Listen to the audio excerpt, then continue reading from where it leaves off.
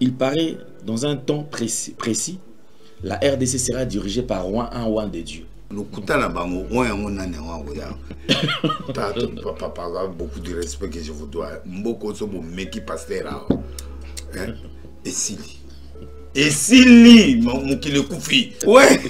Boya ozwa papa oyo apakoli bino solo ni na ya.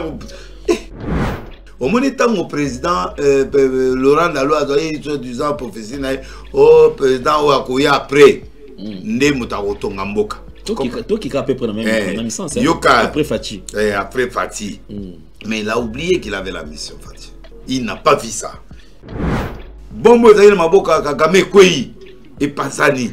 Nous avons appelé ce président. La seule personne qui peut faire face à Kagame, c'est Félix.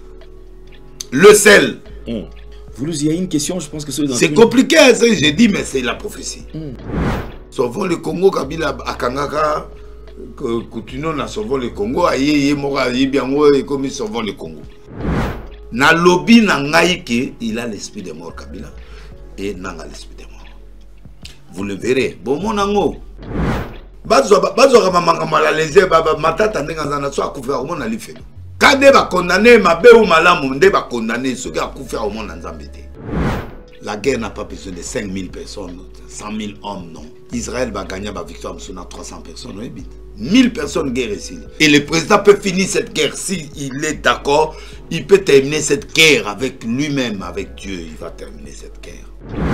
Qui change la constitution, ce n'est pas un problème. Mais le problème, c'est que Kagame est déjà neutralisé pour nous dans 15 jours à Simaïlo Monite Bombe pour Panzani.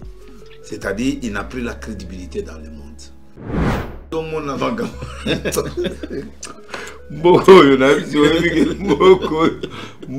a beaucoup.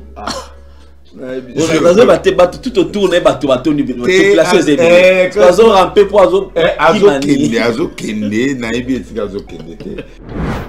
Nana kenda na prière wana na sista giti na suka. Parce que na santa ina ngelote. Tu vois. Parce que mulimo moko na moni o eleki o milimo to na ngote. Mais le quoi sacerdoce, il y a RDC comme corrompu, ça corrompu. Il y a corrompu, c'est corrompu, il y a rien.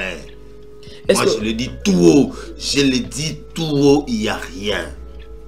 Nazoye bisayo zande konanga nazoye biso vérité nsoki nze président na mayele na ye azoko raisonner batu batu président ba obongisa mboka oyo ba pasteur ba homme d'affaires chrétien o bazana ba nzambe na niveau à business oui il aura mais oyo président ki na sambela nzambe o président nzambe akita ndenge azako kita kala te asante.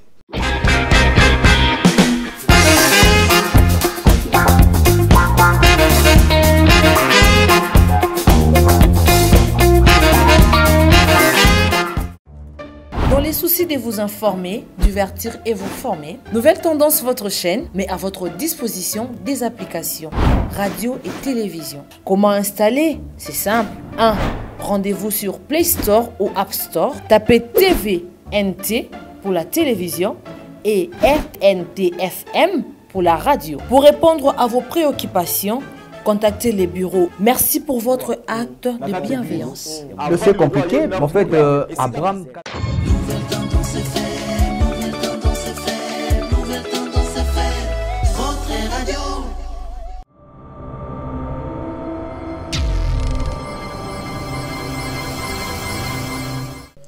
Vérité et réalité, votre magazine, très cher ami téléspectateurs, vous nous suivez sur Nouvelle Tendance Télévision, culture d'excellence au rendez-vous, vous nous suivez également sur Nouvelle Tendance FM, Nouvelle Tendance Télévision Web.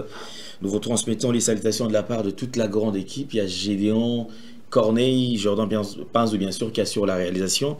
Alors nous allons parler de la fondation Ndélé au cœur de la nation ainsi que l'orphelinat Famille du Cœur Christ Rédempteur. À travers cette opération, vous êtes sensible aux cris des détresses, vous voulez soutenir les orphelins, le veuve, les démunis. Pensez à cette structure et certainement Dieu va tous nous bénir. Nous parlons plus en image et on se retrouve tout juste après. Tango nyonso molinganga nazalaki komona baninganga na baboti na bango nanga ba parents bazate vinanga pasi est-ce que koko fait la baboti ezali sumu kozanga baboti est-ce que ezali sumu voilà na ko pesa bino message l'orphelinat Christ rédempteur et ana posa lisungi na bino tala musala munene zo sala pona bana tala musala munene zo sala pona bana oyo mokile tiki ebwaki mais nzamba termine nzelo orphelinat oyo pona ko encadrer bana oyo yaya lisungi na yo to na ngoposa 1 euro no to na ngoposa pona mwana moko tango mwana moko allié nzambe ya bitike oya permettre ete na nzela no mwana alia akobosa na ote voilà message ya l'orphelinat Christ rédempteur to a besoin lisungi na bino ba numéro za na se kota contact na biso assistance na yo et aux lisungi pona bana que le Dieu des orphelins a bénir diama mtu nyoso ja tali kanisa ko sala quelque chose peut sali yango zamba pambola bino.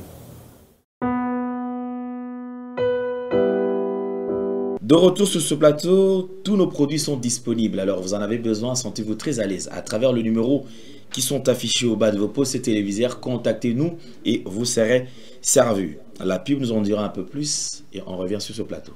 Merci Banakin, Bana monde entier. Maxi bien-être. Sougala café, logo na mêlé logo mais logo est amabé. Il y a bien pour la panne technique, mais quand ça les langues on a n'enga ma bête, ça les langues pour la maman. La célibataire to lingi binoate. So maga boma mukolo bala. Pourtant mzo ba produire en soute. Maxi bien-être yango yo. Lukango benga ndekonanga alendele yé mutu ayebi esika ko fournir yo autant que tu veux $35 et zebele na kati. Sobo melika moko de jour bien. Des hémorroïdes banini tout ça. Bilialia, vanda, musala, banini. Et réparer au système ya break. Et réparer au fonctionnement. Fonctionnement ya break de break, donc et son fonctionnement ya bien. Tout comme les Congolais. Congolais, tous ont gagné le match. Ils ont défaite. Pas de technique en plein match, c'est pas bon. Ils ont là et locaux. Là, c'est éviter de dire, surtout les pasteurs, ils ont mela, boyawa. Bobenga pena alendele na numéro na ye pour bobenga pour bozo locaux. C'est important. Traitement poison anti-poison yango yo. Ne ba mususu meli yango avant kende obima. O mela melango. Ça 2 jours ata bateli loko. Moi cuire mon corps c'est bon. Oyo pe anti-poison. Donc soko ata ezana kati et longolango. Alendele mikolo som. Nabité mindele yango ba pese biloko ba udia. Po biloko yango bendeza ya solo mikolo bachaka poison à toi famille te à toi problème na mututé jalousie car donc ba produit yango ya anti-poison oyo pe anti-poison donc benga alendele à partir na ye ayibindeni oya ozwango nzambe nanga pambola bino mi batela mboke komi biete bato bakomi na jalousie oyo tozo comprendre de souté bana mike bazo kufa mikolo bazo kufa ba otiana bana bébé ba poisson donc toujours zala nanti na ndengana nga na ndako c'est bon. Que Dieu vous bénisse. C'est un plaisir de vous retrouver nombreux en train de suivre ces grands magazines Vérité et Réalité. Bosolo P. Lolenge Yakobika. Nous avons le plaisir de recevoir sur ce plateau un éminent serviteur de Dieu, un motivateur, un patriote. Alors, l'homme a plusieurs casquettes. Voulouzi, Denis Lessi qui n'est plus à présenter. Il nous honore aujourd'hui parce que tu aimes bien un plateau. Il y a Vérité et Réalité, il y a Nouvelle Tendance. Oh, Voulouzi, bonjour. C'est bien quand même, c'est très beau. Merci beaucoup. On vivre quand même live, mais c'est bon. Non, merci pour Nayope parce que yo soutien Arabi Sautique à tout moment, ça toujours peut ça coup de pouce tout ça. Sinon dans l'ensemble, merci. Ça santé santé ça va. Santé physique ça bien, Moussala ils connaissent bien.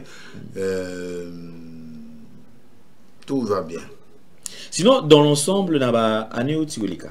Apparemment, organisation et événement, Libanda, Sali, ou Sali, c'est qu'on est dans une bande d'événements, mais c'est qu'on a ça à boyer, maman tina van na pote. Ali où y a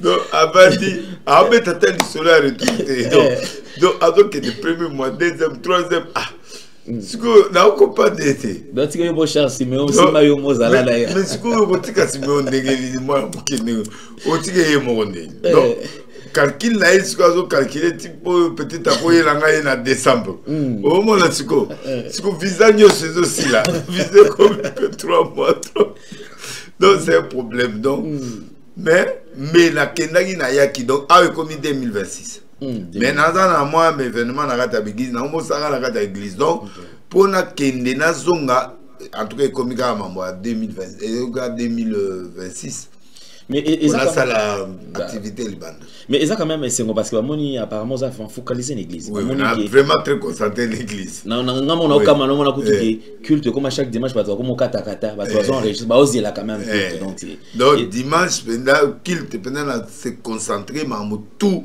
Nzambe donc on a se concentrer pour l'église on se concentrer pour na musala Nzambe bato baloba mingi bato akepetage akeboy mais on se concentrer vraiment pour Nzambe balo totalement comme ça tant on a au bande d'activité extérieure et sungangaye mais ils sont parce que bato ils ont souci à bande rebelle hein bato ça va prier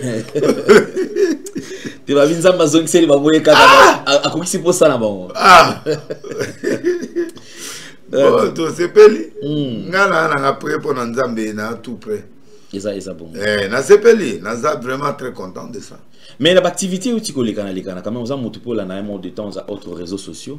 Est-ce que ça une activité où est marqué qui par rapport à bande comme parce que bien que l'activité bien comme tu vu hein, mon talent là ça qui y a ça danger correction le quoi ça là qui n'a pas là ça na ça là pour na l'équipe na la qui na l'équipe mais est-ce qu'il y a une activité où tu connais quand ça activité moment qui est marqué le but oh pena na mon etika linga eza pena te mais ba côté ba musicien na monaki nani oyo nani mbali o nani oya muluba oyo nani Michel Bakenda avait invité nga na kendaki et puis na tielo motema pe na kendaki la kendaki na fikine mais na interne na kendaki mais na fikine na mona déjà na satisfait donc na kendaki na vandi tina presque na suka Bakenda pe na kendaki c'était bien bonne activité religieuse on est la sepelai pour na koyemba kutubini to sepeli makasi mais côté ba chrétien ils en a elo mozo déranger pe moi bateau ils a système où ba imposer ces derniers temps concert to boité concert dans ma bête mais ba coup aux ala mingi demander na ba concert et comme il dérange ko choquer bateau c'est-à-dire c'est le même système côté il faut partie VIP partie ordinaire au sotali partie VIP na partie ordinaire au moins est séparé mais ça ma bende mo bazo tchaka wana ma benande séparé bango mais les conditions sont presque les mêmes mais mon ipena pas tout ce que batie prime mongo et belé mais le quoi on a quand même un commenter ko ba nini ouais bon moni to comme dans monde business bato ngo moi ko gérer bango ezate ba baby déjà mais tout ça ça bébé ouais ozongise faut tout le va vite mais c'est amutu alingi mbongo tikoto osani donc ça c'est ba côté niveau en tout cas na moni ndenge ya osalate caché pas oui caché na bango pe komi élever makasi bamati moi conseil zate parce que au même so on conseil au non pasteur on même ça biso makambo ba keneka isika ba osuka basuki parce que logiquement en fait évangile est changé évangile quand les aïe bongoté tous aïe plus bongoté mais mbongo zaroya OK constant na sali ba musicien kala ba ina mbongo legalelo OK oui parce que mbongo ya lelo eza ya business caché ba nini tout ça mais et comme juste mais era kala penda mutakanisi yo penda se mêler yo penda ya pesi yo tu as beaucoup d'argent tu vois mais maintenant comme business situation est changée parce que nga sona oluka mbongo pa nzambe na zwa raté mais ce qu'on servi nzambe na simple nyoso ne place aux mbongo donc so sali nzambe ka calcul nga sona sali nzambe calcul na zwa ozelo côté rien mais de so mi pesi na yo sona mi pesi na ke kilte na zo travailler na autre aussi doit do yebo aussi taka au mona o ba bengi o kebo aussi ebele koleka et alors on a préféré natika na bon na servi nzambe ya fungolanga parce que oyo tozo luka wana ba calcul wana isimbate. Mais ça na bateau soit le qui peut-être Bino à l'époque, autre temps, autre mers. C'est comme si on dirait Bino côté na Bino Siri wana nzamba ndo sala nem susu le lopila nem susu. Non, nzamba neka le même bisu nde to changer. Na o nzambe papa, nzambe azala même. Amutu moko aza même chose, azara bisu nde to changer, bisu nde consécration esili. Parce que na wana consécration eza makasi. Les loyaux, batu ba commis en l'air trop, batu na ba profondé. Tu vois, les gens sont devenus en l'air, ba musiciens en l'air.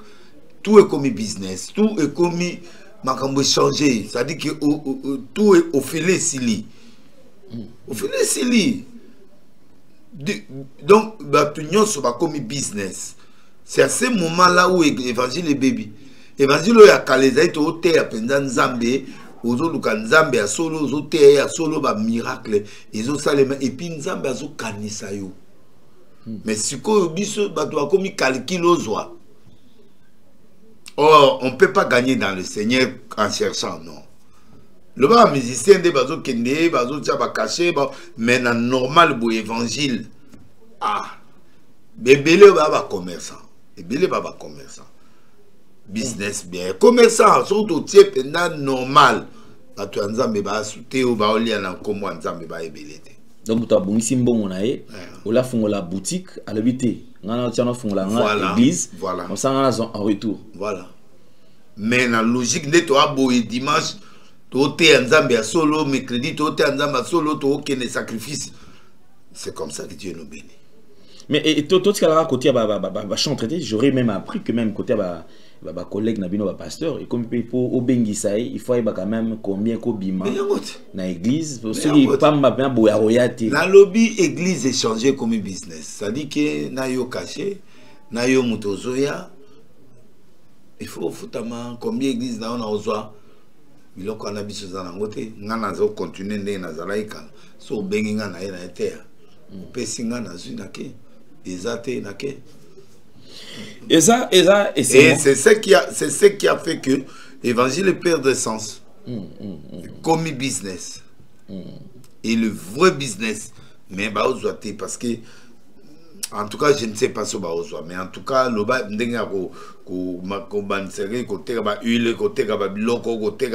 mais sans cela, en tout cas, Kaloro vanda pas bengi au Brésil au Québec dans 1 million. Kaloko vanda penda mukozimo bengi au sud dans 100 000. Kala mais les lots Kala penda zaki penda au sal nzambe au Québec ba pambolio. Mais siko pour pas maman y a pas au senti que pas trop superficiel. Prière pesa sous malongate lokozé sauter. Merci beaucoup Voulouzi. Les lots on a plusieurs questions to mettre un peu kotuna pour me capoper sa biso lumière. Dans quel côté il y a des collègues peuple congolais a me posé question. Il n'y a pas très longtemps, d'autres moments la présence il y a américain, pasteur américain et là on va ça là en amboko ce qu'il a quoi bangote. Il y a une spéculation non ba qui pour ba sembler la pour chef de l'état ba qui parce que enfin qui mezo kota na kati ya mboka mais bango depuis ba kenda ti lelo changement exact. Et personne n'en parle. Bah, oh, bah, y en a bango. Bah, zo mon a payé sous de ça, situation en boca. Personne n'en parle. Et si quelqu'un y a un totika là, ceux qui côté va déranger, lobby au salle émission, au dénoncer. Bah, collègue, yo quand même besoin fuite d'information. Silence sur les aponani. Bon, bah, collègue, bah, comme une business, papa, tout le ba vérité.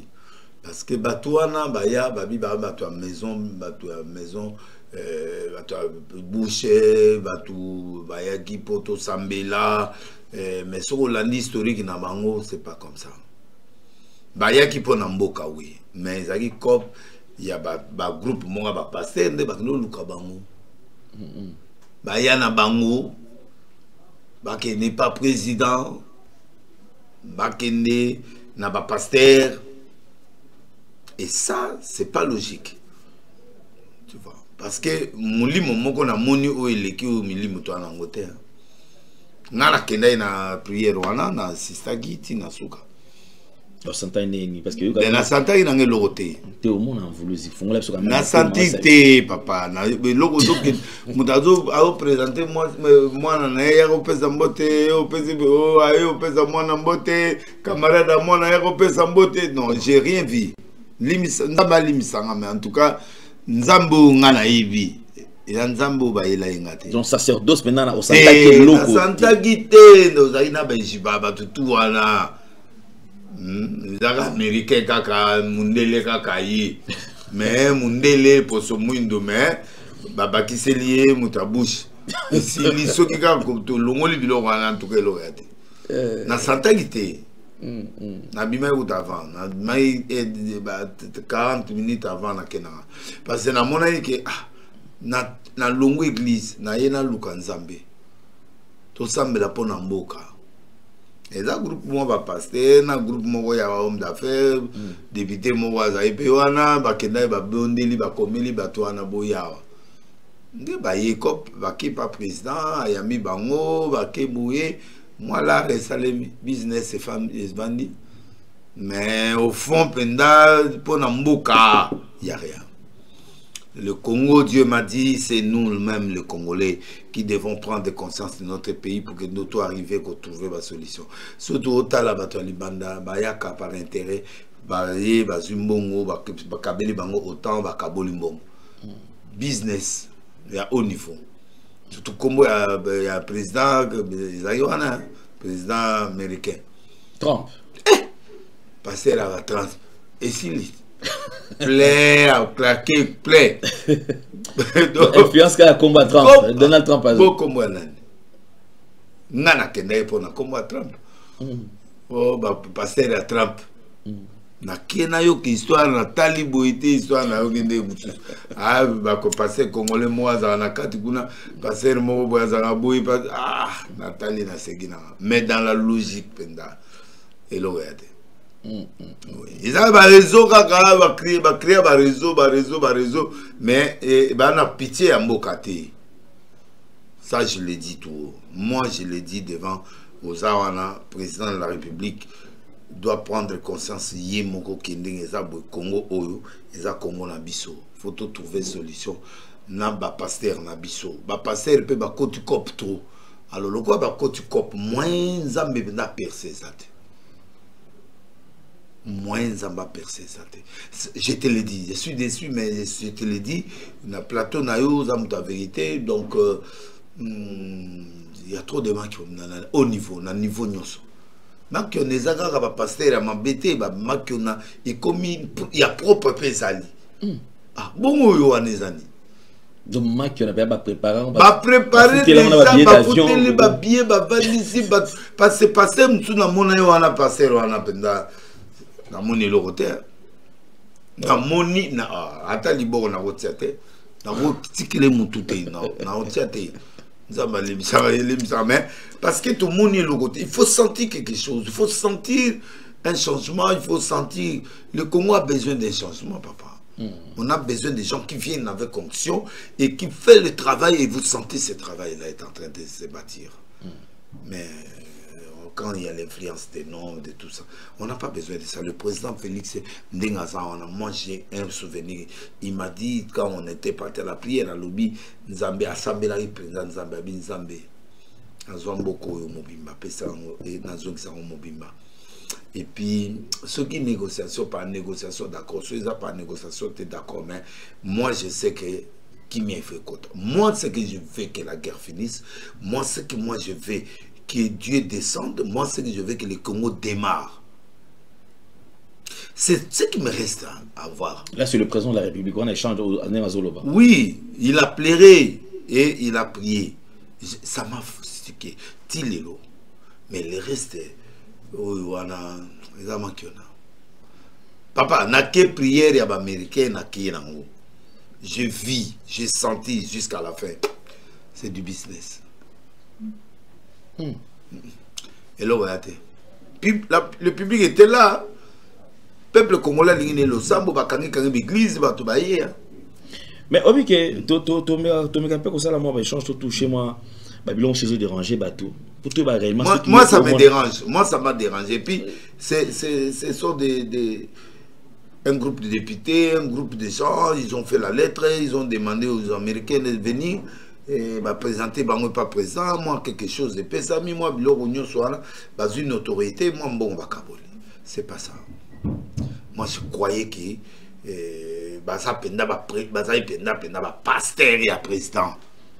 En première position, penda, et bah, yé pour le Congo. Mais j'ai l'impression que il y a certains Congolais au mais en soi, la paix, patriote, c'est pas un beau côté. Parce que Congo peut s'y surtout, comme député, au commission du ministre, au commission du mais en fin de compte, au quota, car on a 4 clics, on monter le moto, mais ça soit des millions de Kabola. Voilà le problème du Congolais. Le problème du pasteur congolais, ah ouais, pas politicien, pasteur congolais, c'est l'argent. Je ne vois pas là où il y a la sincérité, où Dieu se manifeste pour Namboka, je ne vois pas. Ça, en tout cas, je te l'ai dit. Habité, mais na mon nangate. Nazaki na moi idée na kende. Prière, les amis, na parlé dans la somme, babenga inga na kei par le couple ba mongo ba de lesi bobenga de lesaya. Nga kena na cadre ba tout temps. Ba kamwe kudunde ba moninga na kati. Ah, d'ailleurs ça isolé na organisation. Oh. Bon motoka nga yo. Couple plein de présence les bengi sur cette. Ba ngonde ba bibo kanisa de lesaya pe botia ekombo. Ne na ki. Mais na niveau d'organisation, oye ndenge nini, okome en ndenge nini. Na condition.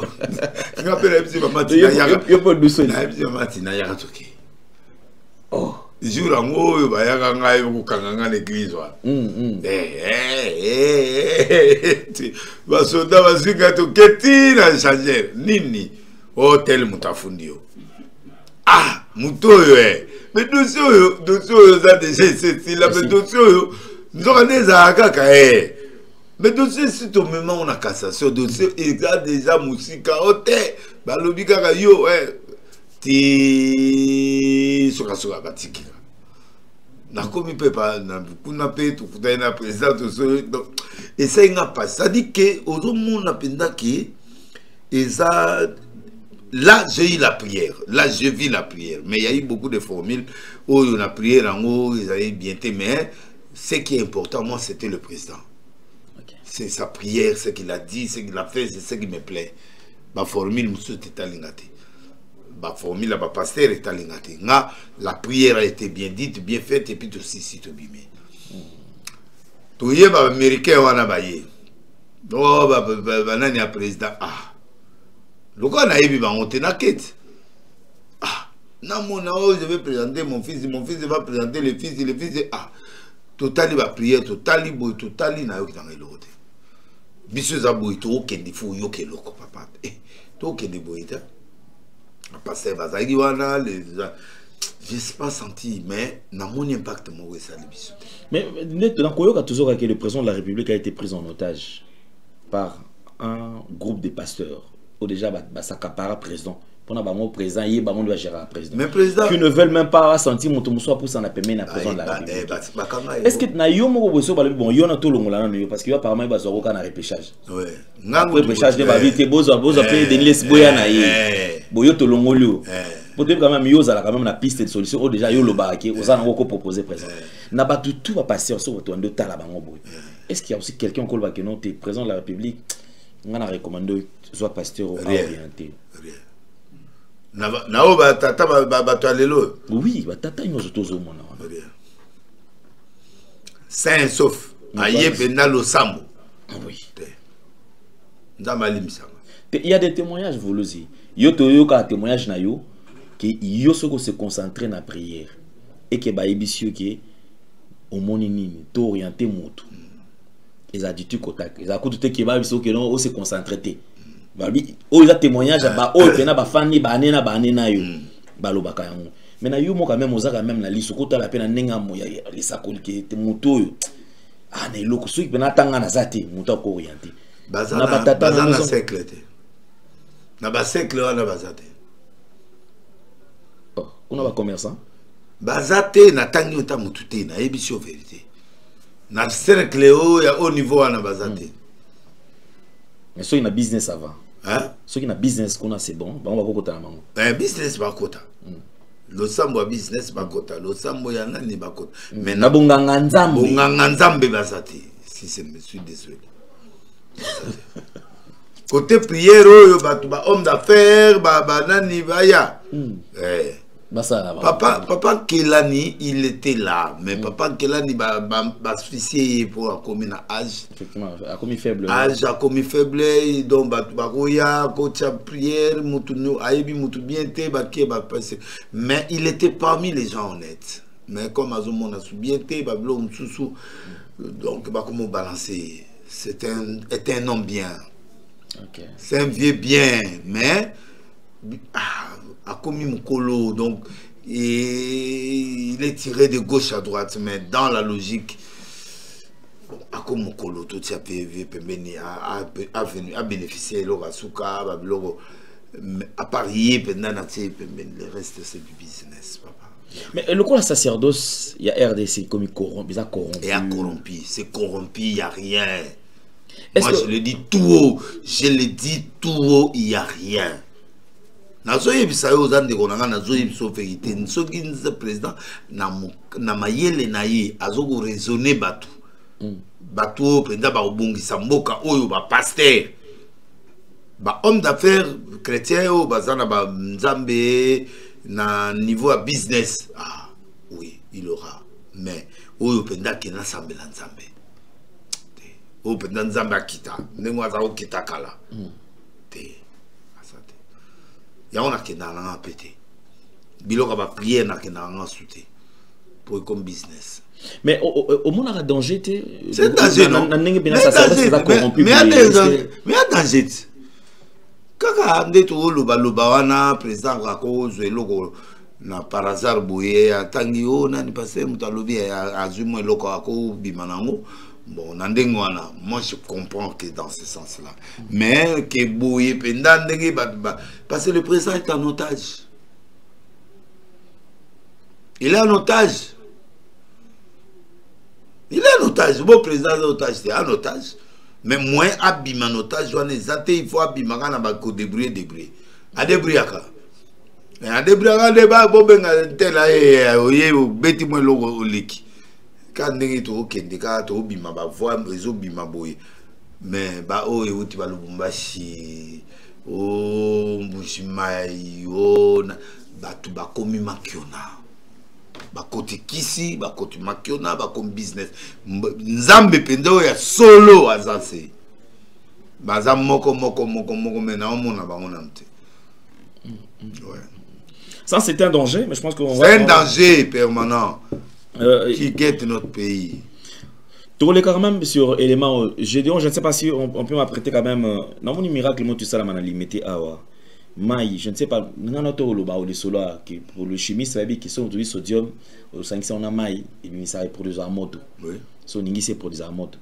Mais miracle ça li pena rage et après un temps ba ko senga pardon pour la ko ba ke ba limbisa bango parce que ça qui bena ezaki miracle était.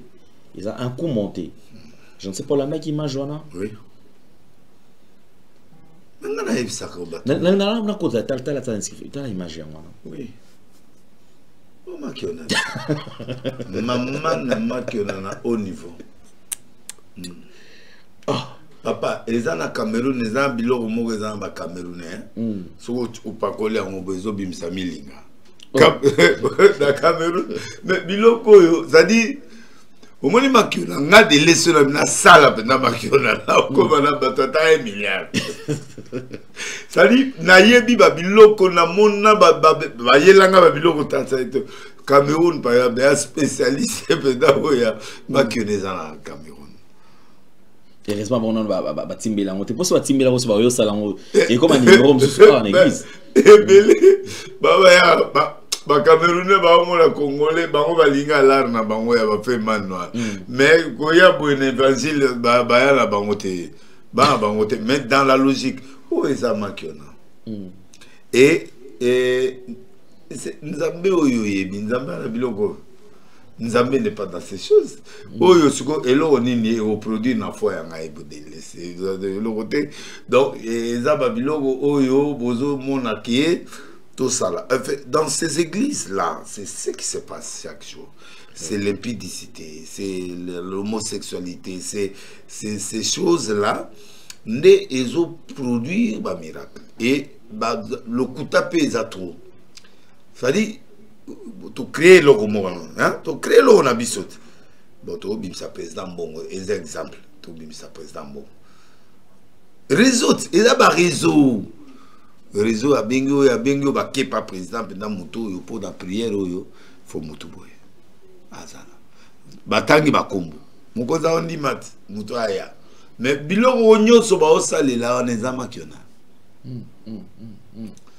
Amukozi, bon, il n'a pas le choix, mais aïe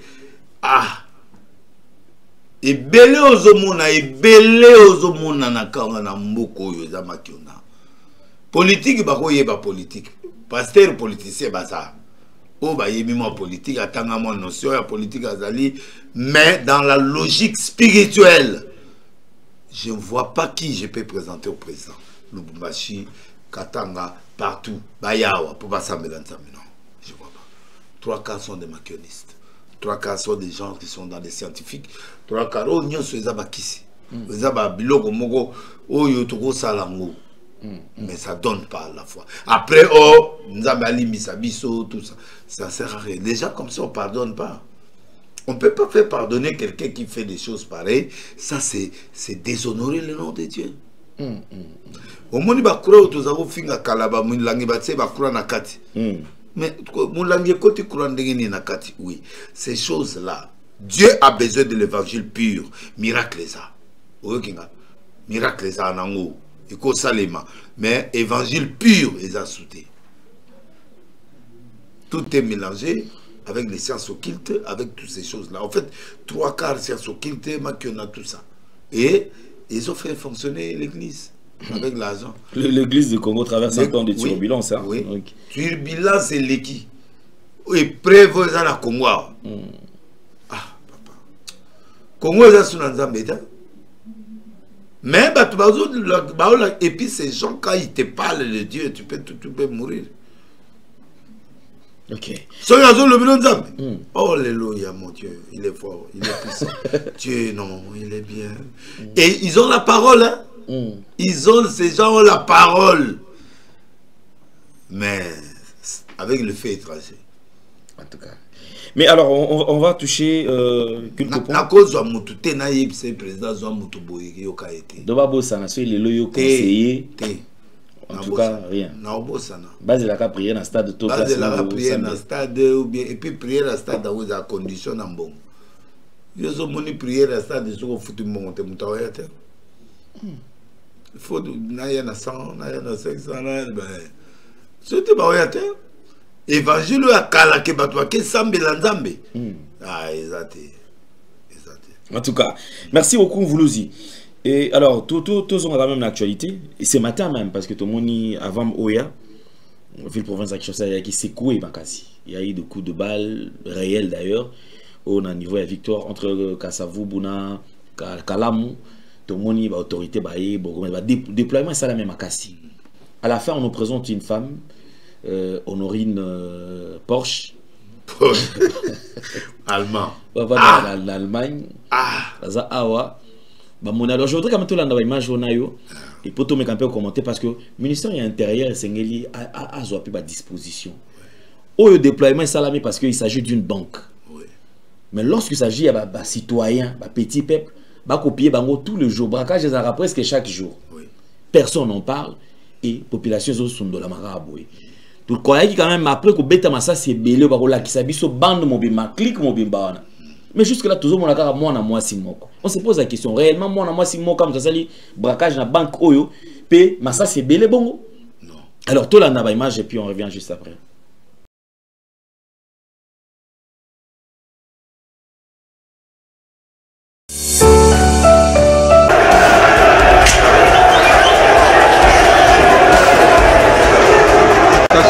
Oui.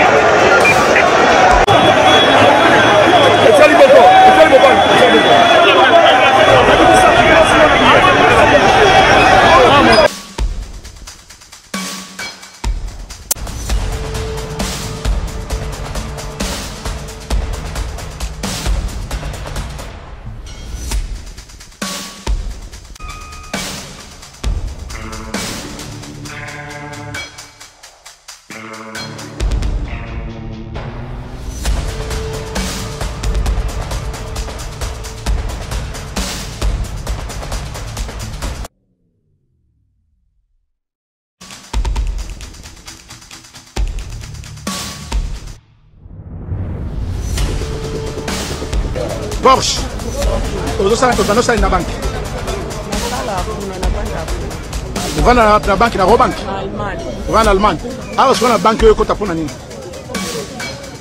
Na kota na banque, na kota pona on na fait pas comprendre mais na lobe na madame na da besoin quelque chose pesa ngambongo elle est là pour na mabeta pour ba faire mabe ba kanisi na lina boma. Bongo ba soda ou ba beta masasi na kati yo ndio yakira bongo.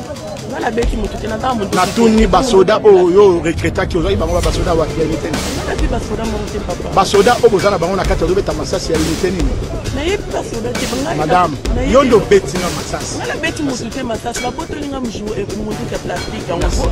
Otala eza pa na bango. Na beti mutu te mutu. Est-ce que bomona ki mutabraka ibino nani? Mutabraka ibino nani? Maman ndako tani mundu ki boso. Bongo ba soda musu akota ina bango nzela moko. Yekani mtakotaki. Bongo masato bano beta na kati.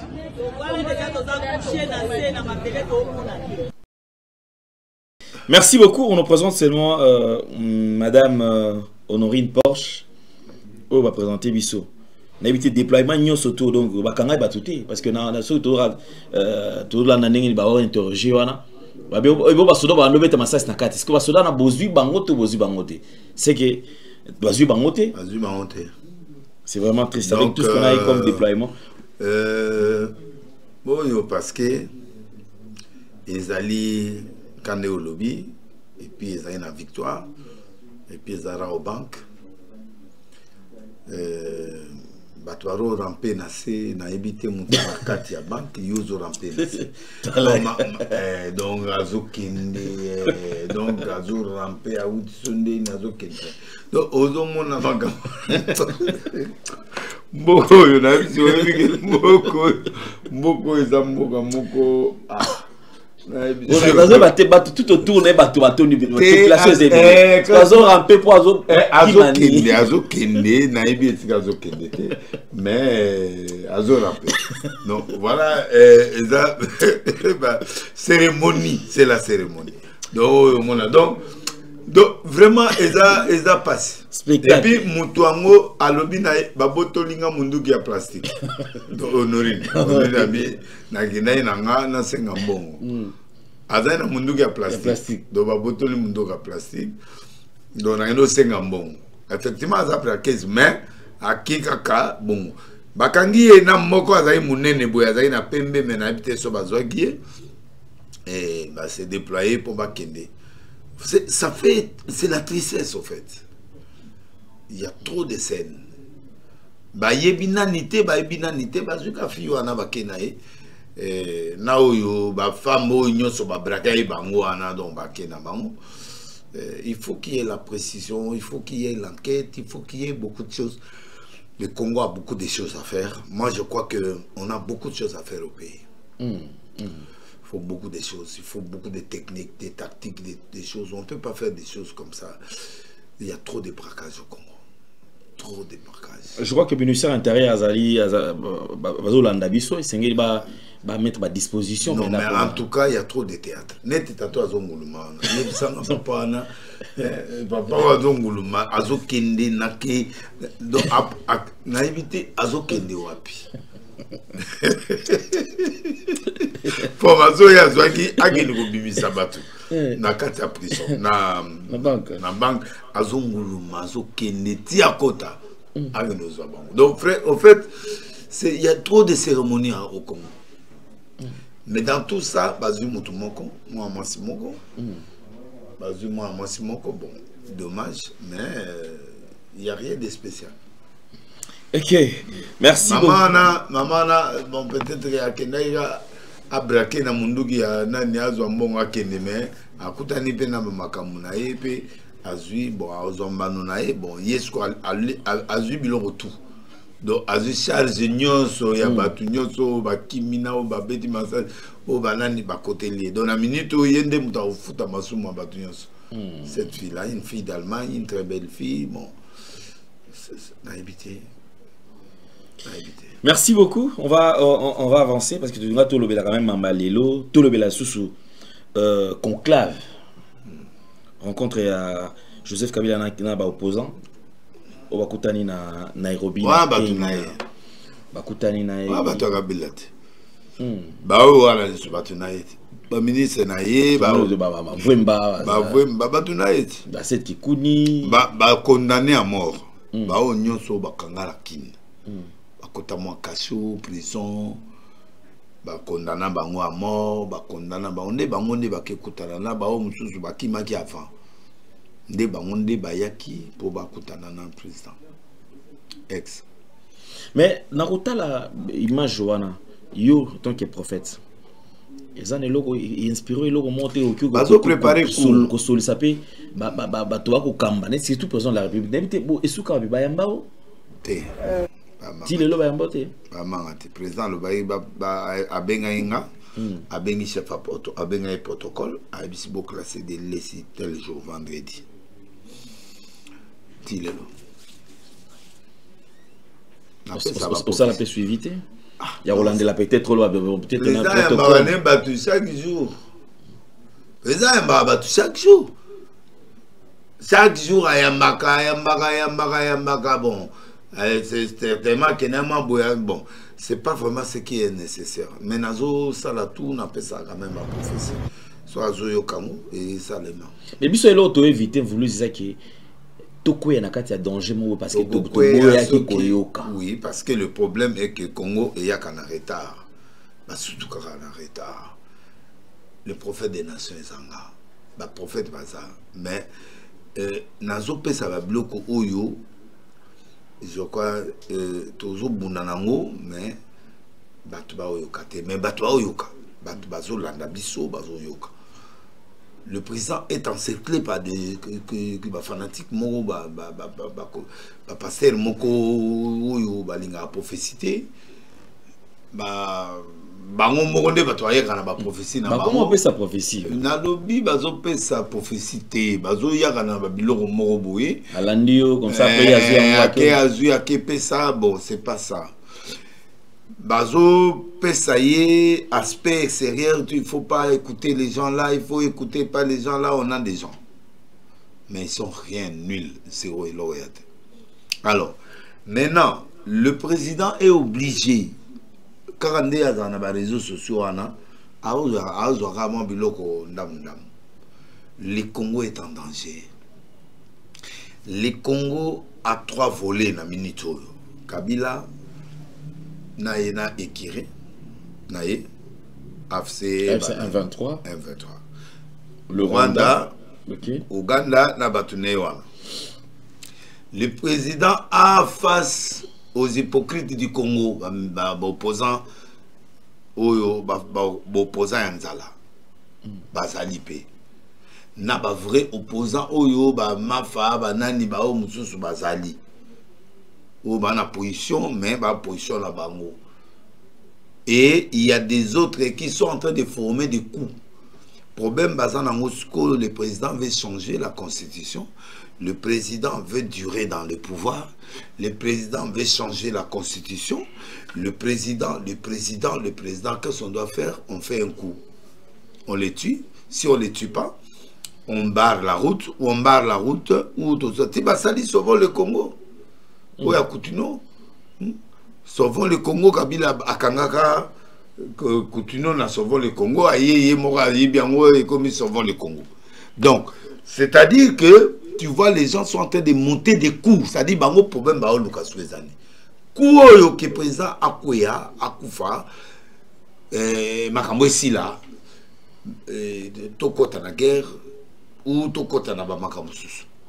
Nous sommes dans une traversée, bah là 2028. Élection.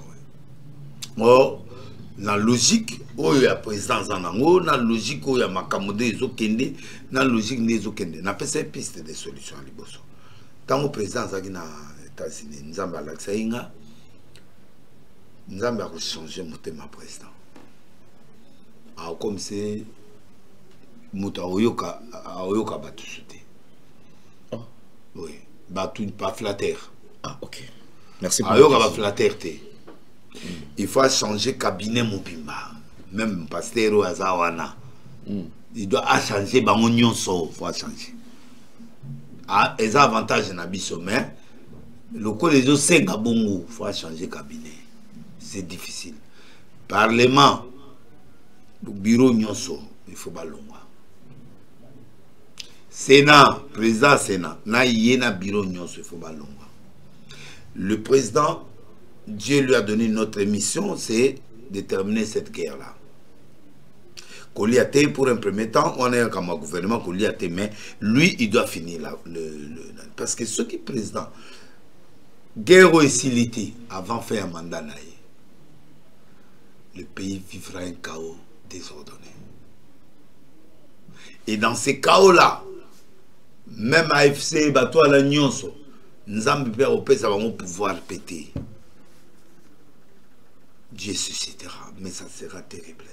Il y aura ben de sang, il y aura beaucoup de choses.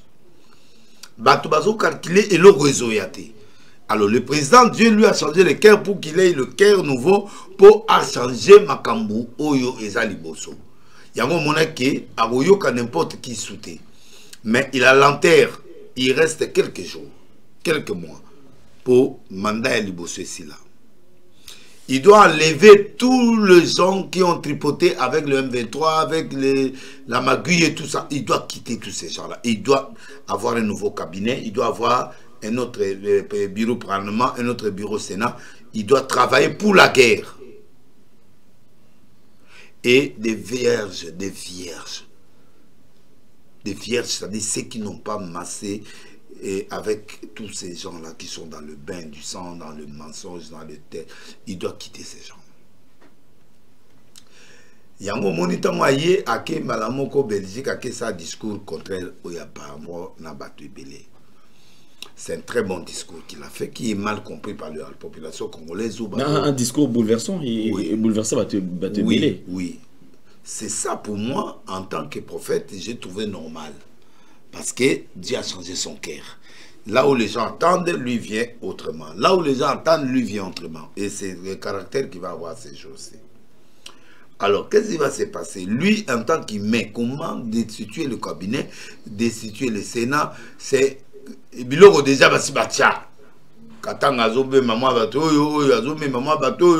alors, maintenant, c'est Dieu qui prend le relève du Congo. Mais le président, des fois, a dit comment s'en sortir, comment je vais faire. C'est là où il y a les problématiques. Mais s'il fait une erreur, il a le manteau Naïza. Il a son manteau qui n'est pas déchiré. 2, Dieu est avec lui. 3, Dieu peut le quitter. Ma père, Ezali que un jour, nous avons quitté le président. Mais jusqu'à il a 100% la main du président. Dieu est avec lui. Alors, maintenant, à lui d'aller dans sa conscience, de trouver où puiser toutes ces forces-là. Kagame est déjà neutralisé pour nous dans 15 jours à Simaïlo Monite Bombe pour Panzani. C'est-à-dire, il n'a plus la crédibilité dans le monde. Nous avons pas sur la crédit. Et pendant ce temps, lui doit accentuer. Les États-Unis, l'Union européenne, ça c'est un autre discours. Mais lui, président, doit avoir un discours à lui où nous avons apprécié pour ça là. Ah, c'est sa guerre. Guerre aussi là. Qui change la costume, ce n'est pas un problème. Mais le problème, c'est que il a l'intelligence maintenant que Dieu est avec lui. Alors il doit travailler avec les gens, il doit procéder, il va chercher qui oyo à la place voilà pour faire face à la guerre. Il doit se préparer pour na armure biloko tout ezala pour pas faire face à Batouana. Papa Batouana va makasité. Ça va makasité. C'est très ne basalagi ke baboto le bisomboka. Kagame n'est pas Dieu. Kagame c'est un individu. Il peut partir. Le Congo appartient aux Congolais et Dieu a pris les relèves et les gens sauront qu'il y a un Dieu au Congo. Pourquoi le président ne bouge pas? Mais le président ne doit pas bouger. Bamakambo président zwana mwasinaye bamakambo basala devant président na mwasinaye pour na mboka oyo. Le président ne peut pas exister ni sa femme. Mais nzamba sali que bake kuna o président ngomo bimana mwana mwasi mwana kutuno po babundi mera siliki yoyo kabilo wana te l'Obama qui oui. Bien. Distraction. Donc la distraction est continue à un niveau que le président ne sait plus quoi faire. Car abisso yonde to bundelaye par amour, par le respect des leadership. Mais contrairement na o salamaki na ton Kabila, il y a eu certaines personnes qui se sont décidées à quoi ça peut-être face à face que Kabila ko persister na pouvoir té ko kato fandawana parce que tant a déjà il est qui. Mais nathan oyo ya Fachi toujours mon abandé ko belé bazali ko beta cité ya ko sa président Fachi changer constitution yo il faut ça la kutu 28 ans Kabila oumela ki mais yo il faut ça la plus non, pas, il faut qu'il débrouille pas 28 ans Dieu pouvait le prolonger pour la guerre. Dieu peut le prolonger pour la guerre. Mais pour moi je conseille pas sur la guerre ici le président peut se retirer. Il peut mettre son dauphin. Oui. Okay. Parce que s'il est héros, un héros ne peut plus continuer le combat. Un héros, il peut faire un temps à Tiki Batum. Donc ce conseil c'était que nos présidents Koué la rechanger constitution. Non. Bundana nuke au changer aussi sabitumana. Première mission assis sa guerre. Soit assis guerre, il sera l'héros du Congo. Le plus grand, le plus fort, le plus aimé du Congo. Guerre et Sili, Bake, il reste et puis Atiki Batumsu va continuer. Il a la possibilité. Comme Dieu peut le prolonger, nous avons prolonger pour guerre et Sili. À Sali guerre et Sili, l'État a organisé Banini à se retirer. Il a une grande mission, c'est la guerre. Sa mission, c'est la guerre. Les gens peuvent dire ce qu'ils peuvent dire, ils peuvent changer, mais ils veulent perdre. Président, non.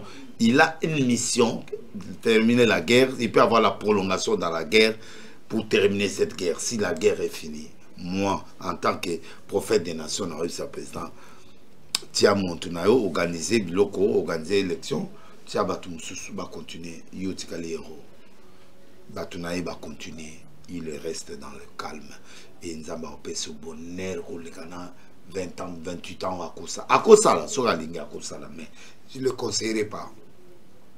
À ça là, à sa guerre, c'est pelanaïe na niveau moko et après si continuité na. Nous avons appelé ça qui est déjà batras, après c'est batou 5 ba pembe na. Bazat, batou ana déjà bazat sur la ligne aïe baba on a ça mais azali dodo fambaza azana batou oyo 5 autres bazali pemeni na ye oyo bazako détenir pouvoir vrai ensemble. Il a 5 personnes avec Doudou Famba. Doudou ka mogozo mona wana Doudou Famba. Argentier. Argentier oui. C'est un de ces piliers il y a période oyo. On peut avoir raison un jour au monde. Il a des gens, le président a des gens. Il a des gens capables d'affronter la réalité. Et le président peut finir cette guerre. S'il est d'accord, il peut terminer cette guerre avec lui-même, avec Dieu. Il va terminer cette guerre. La guerre n'a pas besoin de 5000 personnes, 100 000 hommes, non. Israël va gagner la victoire sur 300 personnes, oui, Hein? 300 personnes guerre ici. 1000 personnes guerre ici. Dieu, s'il prend le relève de quelque chose, il peut...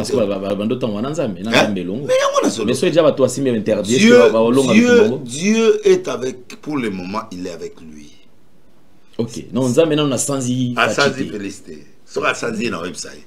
Et je me retire. Dans Oloba. Et l'eau soutient. Nzamba Pessie, pouvoir. Nzamba Pessie manteau. Nyon c'est ça. Jusque là, ça l'amour. Ndeko banga nanga ezali que ceux qui manteau va retirer.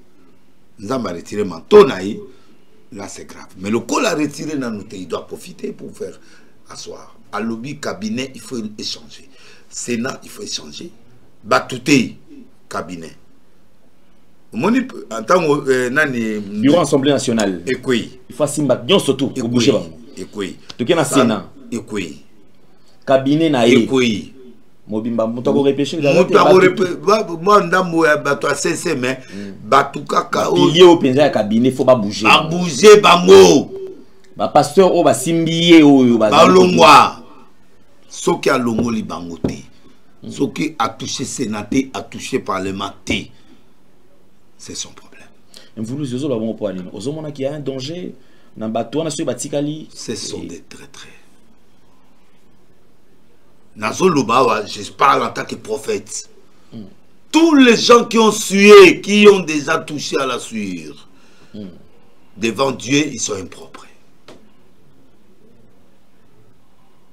Et ces gens-là ne peuvent pas affronter la guerre. Parce que la première utilité de la présidence, c'est la guerre. Peut-être à ce moment, mais c'est la guerre.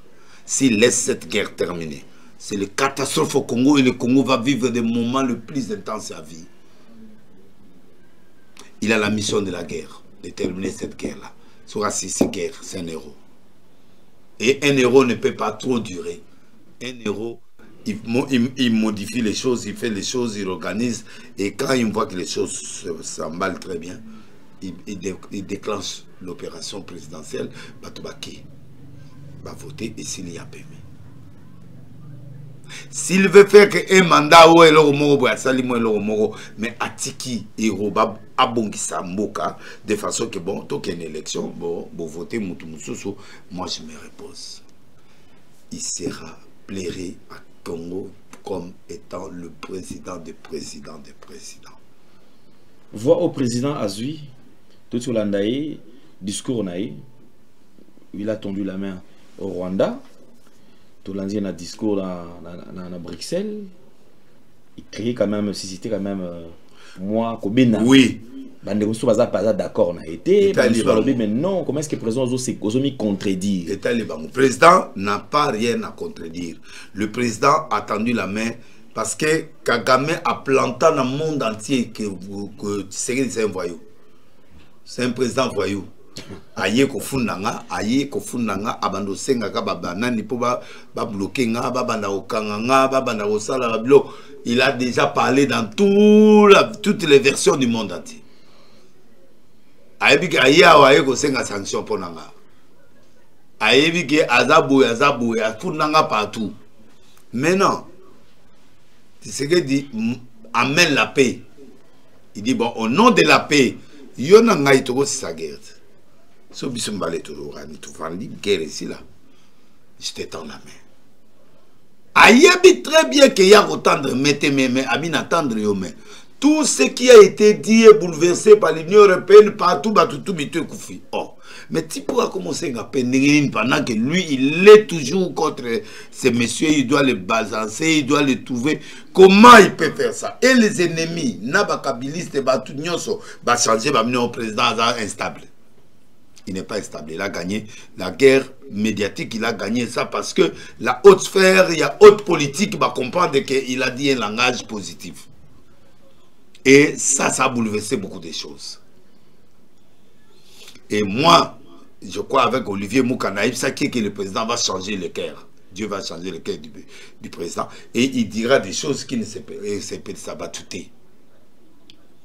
Pour moi, c'est une grande victoire. Mais maintenant, va-t-il céder le bureau? Va-t-il céder le Sénat? Va-t-il céder son cabinet? Va-t-il se préparer pour la guerre? De l'autre côté, il n'y aura pas de sous-miniatoires. Il n'y a pas de sous-miniatoires. C'est fini là. C'est-à-dire, si le gouvernement vient maintenant, c'est notre gouvernement qui viendra pour terminer cette guerre-là. Donc, Soumina 2 et Sukiwana. Soumina continuité à la souté. Donc, ceux qui ont changé le gouvernement, il n'y aura pas de Soumina 3. Parce que là, ça sera les grands experts qui viendront.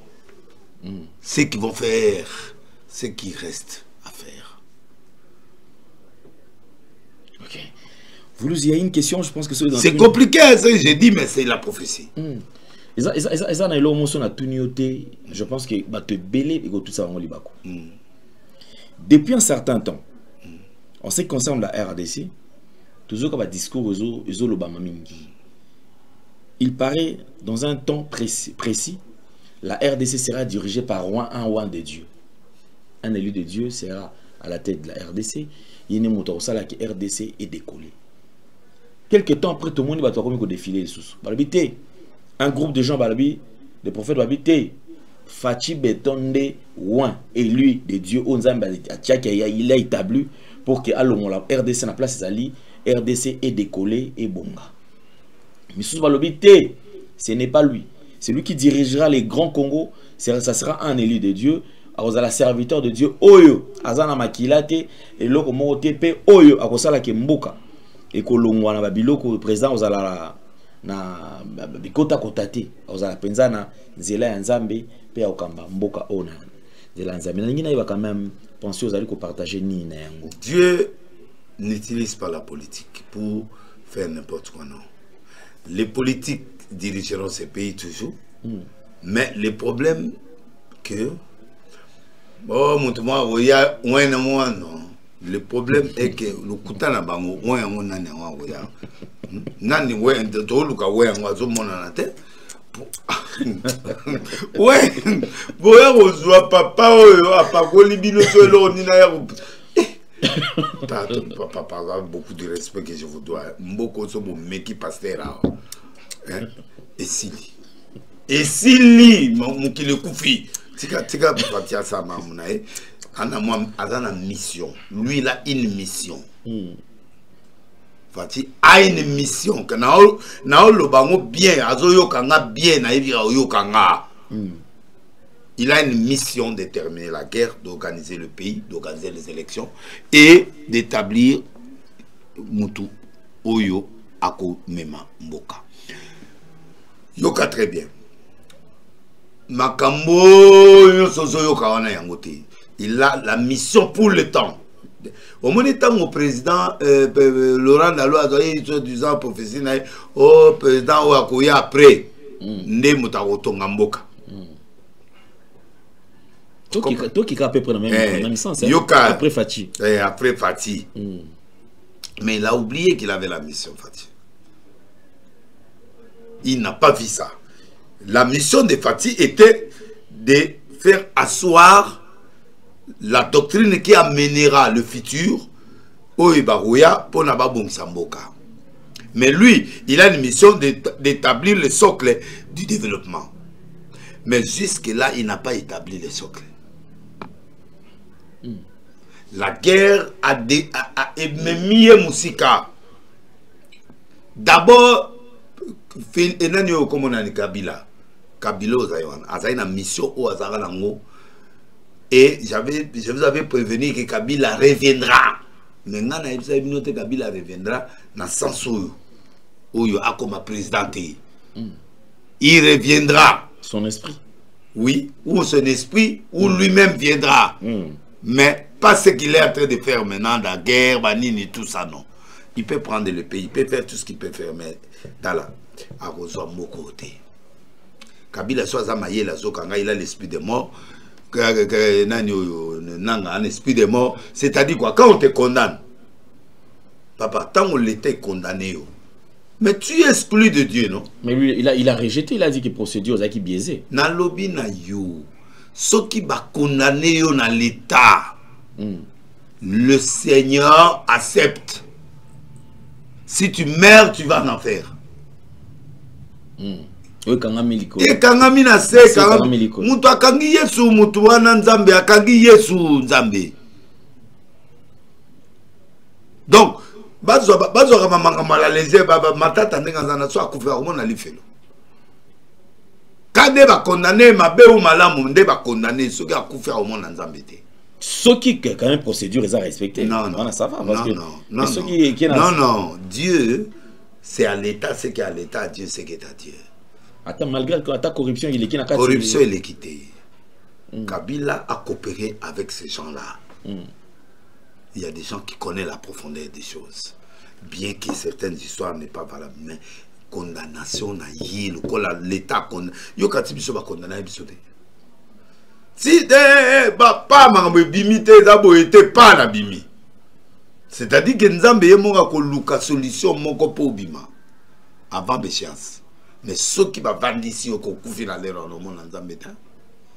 Et c'est comme ça que Dieu fait des choses. Pas OK boy condamné à mort pas au bimi. Au bimi na katolika mwana. Ceux qui l'état congolais yo katina na les États-Unis ba condamné à 43 ans ba 50 ans mais muta innocent yo kate. Yo kamote. Ba bimi c'est vraiment après 40 ans mutabimi innocent. Mais tant on a nyoso azali na kati. Il y a toujours l'injustice partout.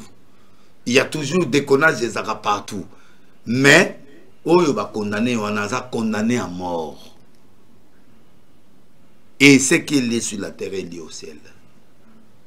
Ne va condamner, on a condamné. Il est l'esprit de mort est sur lui. À quoi des moments, l'autre à quoi il y a ce ça va blackter. Il pouvait mourir, il peut mourir comme ça. Même Nanga au monde. Moi je suis prophète. Quand je dis quelque chose, ça dit la vérité. Dans l'Oba Nabi Nebiloko avant Nabi Nanga a un esprit de mort. Bossam la ponaye et puis Nani Kabila l'esprit de mort. Baye ko condamné l'esprit de mort il a confirmé. Ce qui fait là, tout ce que tu fais là, tout ce que tu sens là, tu vois tes pero luara c'est rien. Bah moi ça m'a parce que on va que ça là. Na lobby ba ça m'a bête. Na lobby na ngaïke, il a l'esprit de mort Kabila et nanga l'esprit de mort. Vous le verrez. Bon mon ango. Bon mon bien na oyo sabino. Ça dit bon tout ta même bon. Na ibsa ibango ba yawa. Na mission na yo na zo ba mabeli na ba ya ba kota. Ba ko zo ba okota parler de la nation mais on pouvoir te. Na ça ode. Mais yo mon ango. Bon mon ango te. C'est ça que je te dis, c'est ce qui va se passer. Le pouvoir ne vient pas de Rwanda. Le temps du Rwanda et tout est déjà passé. Pouvoir de Rwanda, le pouvoir vient de Dieu maintenant. C'est Dieu qui contrôle le Congo, c'est plus le Rwanda. Ceux qui Rwanda ont contrôlé le Congo, Atia Kabila, Atia Bato, Atia, c'est fini maintenant. Bombo Zaïl Maboka Kagame Kwei et Panzani. Nous avons appelé si président la seule personne qui peut faire face à Kagame, c'est Félix. Le seul. On y a opposition zéro. Lui, il peut faire face. Dieu a mis les capacités pour faire ça à la face. C'est à lui maintenant de prendre l'intelligence. S'il ne réussit pas, tant pis pour lui. Ok. Donc, ceux qui ne comprennent très bien vous le dites, parce que tous ceux qui en ont ils ont conditionné. Le temps de Fachi est conditionné. Donc, ceux qui ont koyoka, la directive, ils allaient réserver, naïe, à ça la poké, à la Congo, la Bessico, ils allaient, et que ça, la soumission naïe, et qu'ils allaient un bilan positif. Oui. Mais au cas où à Sali a ngoté, Dieu va retirer. S'il retire son manteau, c'est fini. C'est fini. Ah. Parce que nous avons fait un manteau, on a réalisé promesse à Pessi Congo. Ok. Quand tu réalises, tu vois la chose. Aux hommes, on a la chose. Aux hommes, on a quand Dieu retire son manteau, ce manteau est pas souki, c'est fini, on ne parle plus. Merci. Mais c'est tant qu'il est là, qu'il a son manteau, il a tout. Alors il doit profiter de ce temps pour ayoka orientation en Zambé, à Kendekosa la face. Et la face où on attend à réunir, il peut changer la constitution, il peut tout faire, mais cette constitution va changer. Donc, le problème, ce n'est pas de changer la constitution, le problème, c'est d'être légal au peuple. peuple alingayo, peuple avandisayo, peuple andimayo. Ce peuple andimio, vous avez besoin de mettre, vous avez besoin de le côté pour vendre pouvoir. Non, non. Il peut faire comme il veut. Mais, moi je lui dirais, tu es un héros. Un héros ne peut pas durer. Voilà ce que je lui dirais. Moi je lui dirais, ceux qui ont réussi, à réussir mission à un MC Mokonzi. Retire-toi, organiser, il peut prolonger, Dieu a dit, il peut prolonger. Mais, il va organiser tout ça. Qu'il fasse l'élection. Il peut changer la constitution, il peut changer tout. Ça peut passer, mais le problème c'est que... À une seule condition. À une seule condition. Fais ce que Dieu t'a dit de faire. Et si tu fais ça, le peuple t'acclamera. Et à ce moment-là, tout ce que tu diras sera accordé. Voilà. C'est ce que je peux dire au président de la République. Il a le manteau. Il a le manteau de Dieu. Il a le pouvoir de Dieu. Il a tout. Ceux qui ont le manteau, pas, est fini. Okay. On n'a plus rien à faire avec le président. Au moins, des autres. Mais le colléza, manteau ezali, qu'il fasse la volonté de Dieu. Merci beaucoup, Mvoulouzi. Alors, je pense qu'on va citer question de curiosité, parce que tout ce qui s'y n'a vu. Namoni, artiste chrétienne, a encouragé Fally Ipupa pour un stade de France, pour un concert. Maman Abisolor a encouragé pour la production. Namoni le frère, son nom m'échappe. Il peut poser question sur même rendez-vous il a fallu pour pendant ça de France. Alors bizarre culture il y a beaucoup nation des alliés de Liboso en tout cas abunda les sous qui les sous namoni et créer polémique bande comme soit comme au kata partir on a balobi un serviteur de Dieu au azana musala nzamba qui jamais au kota mambanani et qu'on encourager na sens wana il fallait aboya ko répondre à la question là. Il est temps que vous le namoni hypocrisie l'équipe moi trop. Il y a trop d'hypocrites à l'église. Est-ce que Fally soit bêtiste de France à Salimabé? Non, c'est la culture. C'est notre culture. Ceux qui équipe nationale et qui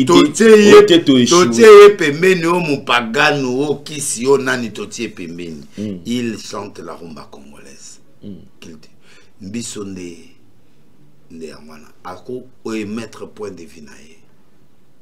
Ils ont payé sa drapeau ya Congo. Le Congo. Qui s'y n'a été, tout azana, qui soit na qui est alibisoté. Problème a fallu c'est musicien. Et il va mettre le drapeau congolais en l'icolo, il y a France. Il y a France. Moi, je l'encourage. Il doit réussir. Bato n'a pas encouragé. Il y a hypocrisie l'église. Autour de ça, hypocrisie, pourquoi? Et il va réussir et il essaiera ça. J'ai demandé au gouvernement de lui donner les moyens.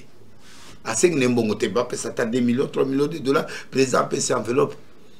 Après cette enveloppe a organisé très bien les choses de façon que et ça là Congo c'est le Congo qui gagne et qu'il dote un message de la paix. Bravo. Il s'élève avec un message de la paix. Il dit avant qu'il chante, il donne un message de la paix au Rwanda et à tous les pays du monde entier. De laisser le Congo tranquille, soyons dans la paix et nous vivrons la paix. Point. Les restes à bêta musique. Le gouvernement va soutenir parce que c'est un peuple congolais, c'est quelqu'un qui s'est battu, qui allait jusqu'à la fin. Surtout qu'à côté, on peut trouver des... Mais sur le plan artistique, c'est un homme qui est en train de mettre le drapeau du Congo. À mon ambassadeur déjà c'est un garçon qui réfléchit bien. Je crois qu'il va étaler le Congo. Même dans Nigeria,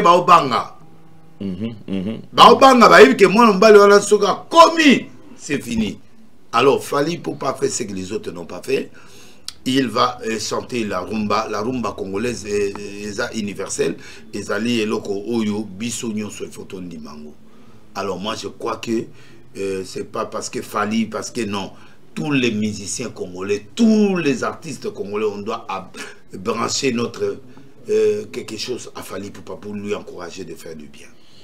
Merci beaucoup Mvoulouzi, c'était un honneur, un plaisir à repartager mon manayo, Tokomi Nasuka, un tout dernier message. Les Congolais vont être partout à travers le monde, message érotique à la banque. Congolais, ça a confiance dans le président.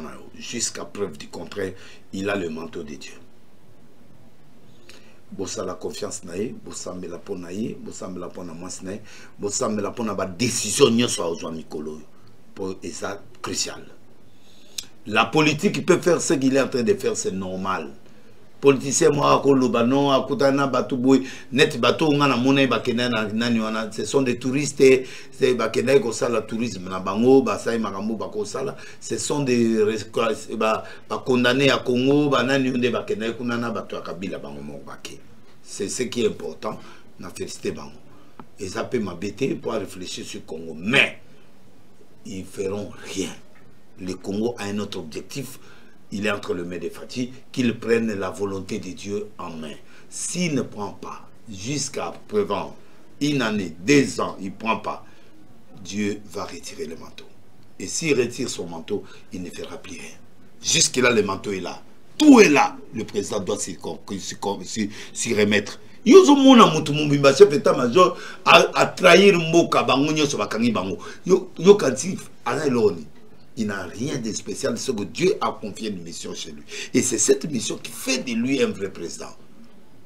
Bien que toi au monde mais biso toi na mission nzambe to mona. Deuxième ma pasteur totika makiona.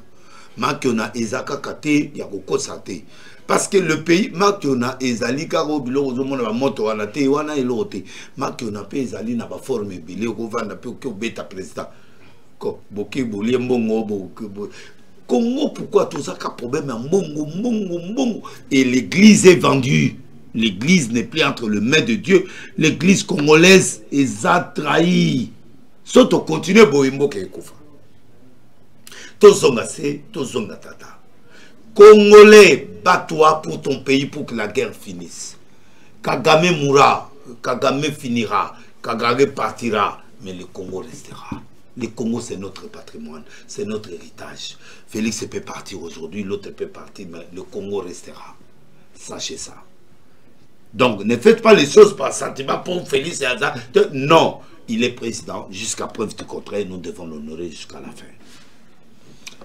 Pour Ngaï, na Bengibino, chaque dimanche, mercredi, dimanche, pendant 1 mois, na campagne munene na nango qui il est Dieu comme on a Nzambe tout le monde a munene na eba miracle na ebiloko na union soto da bengi bino na boloko 87 à la matete chaque mercredi chaque dimanche bozangate et puis bozangate et puis na loba na président na mwasinae ata bolinga ngate ata bonima ngate ata bonima kata bonima te, ce qui est important c'est de faire la volonté de Dieu. Et Dieu vous aime beaucoup.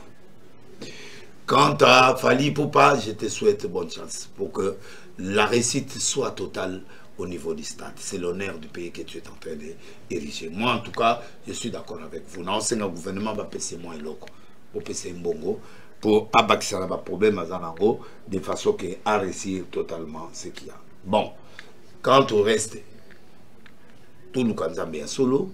Bao baza ba politicien basa la politique ou baza ba chrétien mutra mutazo a place na ye peto kende na Nzambe ya solo. Quant à yo tikala la lokolo na yo zala toujours fidèle na langage na yo ndingo zala kana mission na yo continue à le faire.